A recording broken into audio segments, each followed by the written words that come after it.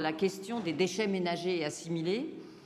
Que dit la Chambre régionale des comptes? Que notre métropole génère trop de déchets par habitant et que nos propositions d'action depuis 2015 en la matière ne sont pas à la hauteur des enjeux environnementaux. En résumé, votre principal argument, c'est que notre surproduction de déchets dépend du poids du tourisme. Je vais me concentrer surtout sur ce point.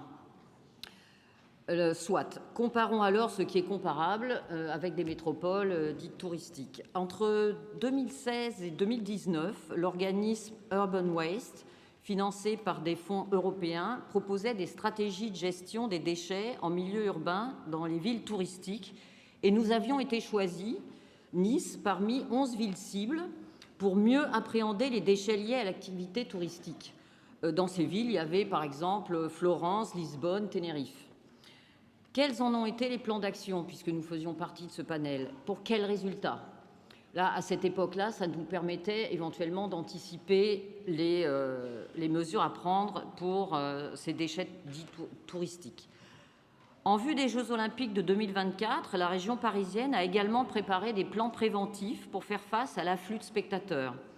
Les avez-vous étudiés et quelles leçons peut-on tirer de ces propositions pour notre métropole? Vous le savez, le bon déchet est celui que l'on ne produit pas, Monsieur le Président. C'est à la source qu'il faut agir. Or, depuis 10 ans, vous stagnez, tout comme le national, il faut le dire. Mais vous nous avez habitués à toujours faire mieux que les autres, mieux même que d'autres pays.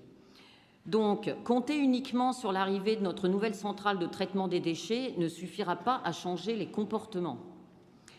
Je dis 10 ans, Monsieur le Président, car si la Chambre régionale des comptes nous donne les chiffres de 2015, je vais vous donner ceux tirés du rapport 2011 de la collecte et gestion des déchets.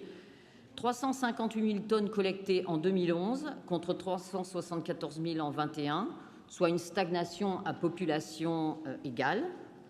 92% de valorisation des déchets en 2021, mais on en avait 98% en 2011.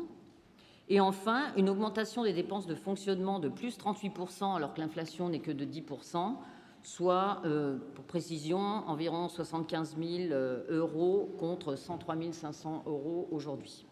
Donc tout ça est très largement insuffisant.